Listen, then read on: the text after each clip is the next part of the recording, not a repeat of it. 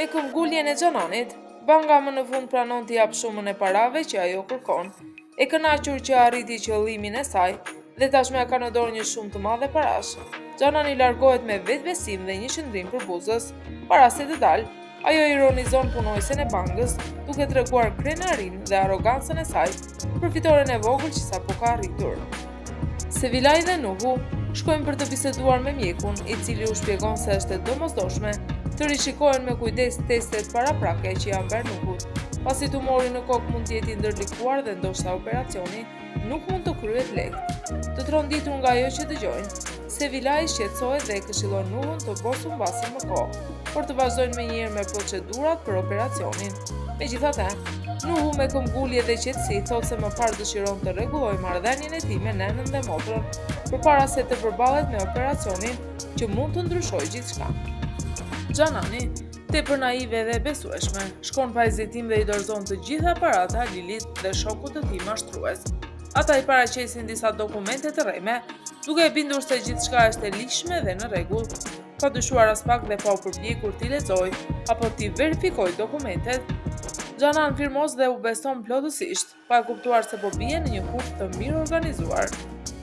Nu dhe Sevilaj kthehen në vilën e Tasinit, ku Kadria u tregon me shqetësim të gjitha ngjarjet e fundit dhe mënyrën se si Sunu kishte refuzuar të kthehej në shtëpi. I tronditur nga ajo që dëgjon, Nu fajson veten për gjithçka dhe shpërthen në nervozizëm, duke menduar se largimi i Sunus është pasojë e sjelljeve të tij.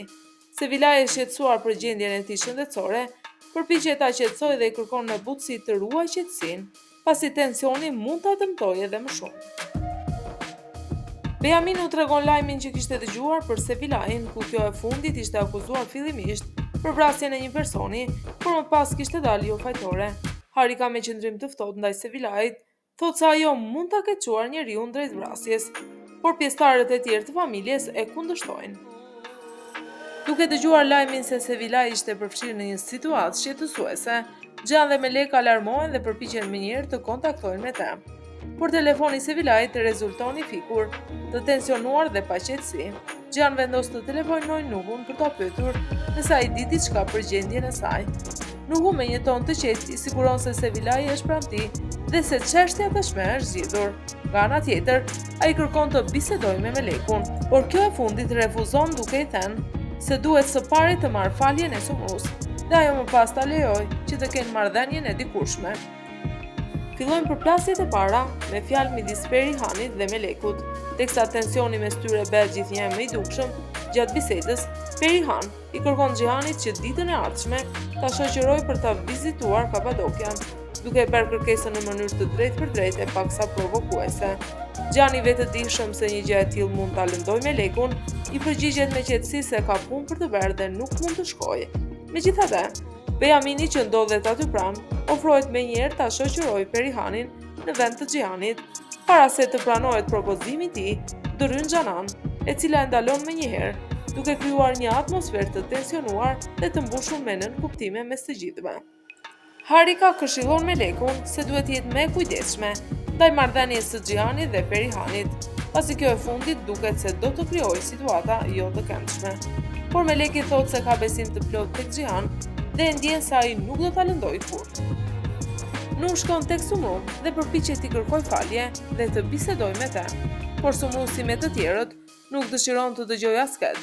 Madje ajo i thot atij se do t'u rri larg njerëzve që nuk i besuan fjalëve të saj. Sumru largohet duke lënë Nuhun të mos vazhdojë më tej me fjalët e tij. Xhan çon miken e tij në hotelin ku do të qëndrojë në Kapadokja. Duke qenë vetëm, Perihan përfiton nga momenti dhe i propozon të kujtojnë kohët e vjetra. Por Xhan i kujton se ajo që ndodhi mes tyre në të kaluarën ishte një gabim dhe këshillon të mos krijojë shpresa të kota apo të bëjë diçka që mund të prish marrëdhënien e tyre.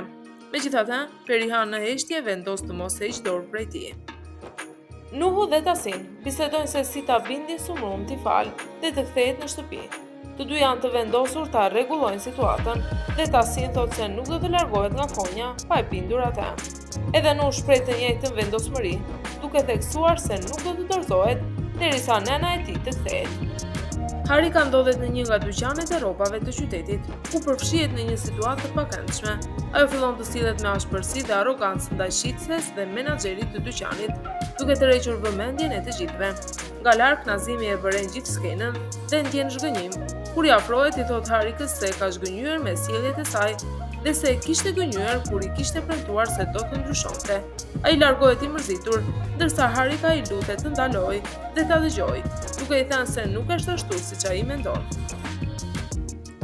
Xhanan vëren se Bejamin po mban një armë pa lejen e posaçme. Ajo i afrohet dhe ja merr menjëherë armën nga brezi për të shmangur çdo rrezik. Pa humbur kohë, e fshe atë në një nga sirtaret e mobiljes në sallon. Aty pa u vënë re, skenën e sheh dhe Nia Jetë, e cila mbetet e habitur nga ajo që po ndodh. Hikmet telefonon Esatin dhe e kërcënon që të vazhdojë me planin e tyre, përndryshe do t'i tregojë Xhihanit të vërtetën për aksidentin e Sevilait dhe Melekut. Ajo i kujton se ishte vetë Esati përgjegjës për ngjarjen dhe e paralajmëron se zotëron edhe foto si prova, ndërsa i guxon ta kundërshtojë. E lënduar që Nazim nuk e besoi, Harika shkon të ndaj shqetësimin e saj me Nia Jetin dhe Esatin. Megjithatë, të dy janë të zënë me problemet e tyre dhe nuk tregojnë asnjë interes për ta dëgjuar. E zgënjur dhe e vetmuar, Harika i telefonon Sumrus, duke ju lutur me lot në sy që ta dëgjojë, sepse ka nevojë për të më shumë se kurrë. Bejamin shkon në hotel bashkë me Tyrkanin, por gjatë një bisede mes tyre, kjo e fundit zbulon se ai nuk mund të ketë fëmijë. E tronditur dhe e zgënjur, Tyrkani thot hapur se ishte afruar vetëm me qëllimin për të mbetur shtatzan dhe për të pasur një fëmijë shansalan. Pas një hezitim, ajo largohet duke i injoruar, ndërsa Bejamini mbetet i shokuar dhe i thyer, pasi kishte besuar se Tyrkan ishte vërtet e dashuruar me të. Halil shkon në vendin e punës së Sumrus dhe fillon të bisedojë me punëtorët e saj. Gjatë bisedës ai nis të tregojë histori të pavërteta, duke shpifur dhe përhapur thashe theme mbi të shkuarën e Sumrus. Me fjalët e tij, përpiqet të njollos imazhin e saj dhe të ngjall dyshimet tek të tjerët, pa e ditur se dikush nga punëtorët po e dëgjon me kujdes dhe ka ndërmend t'i tregojë Sumrus për gjithçka. Menjëherë pas kësaj, punëtorët e Sumrus njoftojnë Nia Jetin dhe i rrëfejnë fjalët e ashpra që Halil kishte thënë për historinë e kaluar të Sumrus. Ata i shpjegojnë me detaje shpifjet dhe trillimet e tij. Sumru dëgjon mesazhet e Harikës, ku kjo e fundit e ngarkuar emocionalisht, i lutet të kthehet dhe ta mbështesë, e prekur nga fjalët e saj. Sumru vendos menjëherë të niset drejt Harikës për të qëndruar pranë në këtë moment të vështirë. Pas dëgjimit të shpifjeve që Halil kishte përhapur, Nia Jetë vendos të reagojë me takt. Ajo telefonon Halilin dhe i propozon të takohen, me qëllim që të arrijnë një marrëveshje dhe të zgjidhin situatën, pa e shpërhapur më tej konfliktin, duke treguar qetësi dhe kontroll mbi ngjarjet. Por qëllimi i Nia Jetit është krejt i ndryshëm. Nia Jetë shkon dhe përballet me Halilin, duke i drejtuar një armë dhe duke e kërcënuar që të ndalojë shpifjet për vajzën e saj.